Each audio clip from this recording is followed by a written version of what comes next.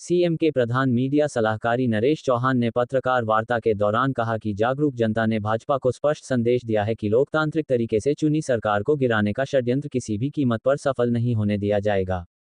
प्रदेश की जनता ने मतदान के द्वारा षड्यंत्रकारियों को कड़ा संदेश दिया है कि इस तरह की राजनीति देश एवं प्रदेश में स्वीकार्य नहीं होगी। लोकतंत्र में जनमत का हमेशा सम्मान करना पड़ेगा। उम्मीद करते हैं कि उपचुनाव में मिली हार से सबक लेंगे और विपक्ष की सकारात्मक भूमिका निभाएंगे। नरेश चौहान ने कहा कि विधायक सुधीर शर्मा जीत से अति उत्साहित है और जोश में आकर प्रदेश के भाजपा नेताओं को सुपरसीड कर रहे हैं। सुधीर शर्मा दिल्ली में भाजपा के राष्ट्रीय नेताओं से अलग से मुलाकात कर रहे हैं।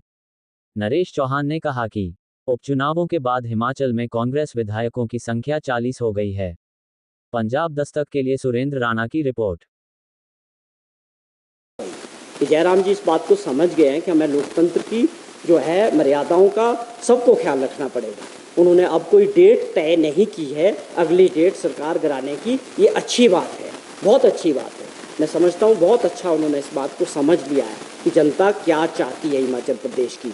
और ख़ास तौर पे जो है आपको जो है कोई डेट तय नहीं की है और आप आगे एक सकारात्मक विपक्ष का रोल हिमाचल प्रदेश के विकास के लिए मिलके सत्ता पक्ष के साथ करेंगे, ऐसी हमें उम्मीद है।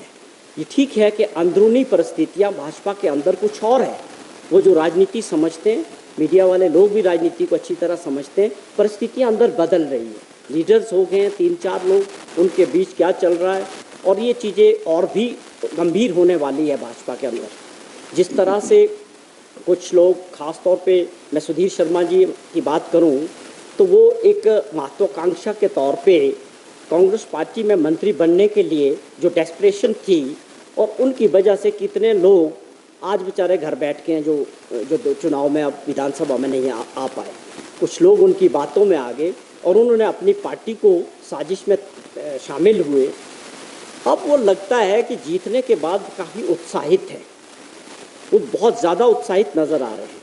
बार बार मीडिया में आके बहुत सारी चीज़ें फेंकने की कोशिश कर रहे हैं सरकार के खिलाफ। उसका क्या आधार है, उसमें कितनी सच्चाई है, वो नहीं है। केवल एक माहौल बनाने का प्रयास उन्होंने पिछले दिनों किया जीतने के बाद। मैं समझता हूँ काफ़ी उत्साहित हो गए, पर मैं इसको और भी आगे समझ रहा हूँ। ये जो संकेत है उनके जो अब वो नहीं पूछते हैं, वो भाजपा के नेताओं को, जयराम जी को या बिंदल साहब को पूछ के ना दिल्ली जाते हैं, ना नड्डा जी से मिलते हैं, ना शाह साहब से मिलते हैं, तो इनसे पूछ के नहीं जाते हैं। अब वो सीधे एक लीडर हो चुके हैं भाजपा के अंदर।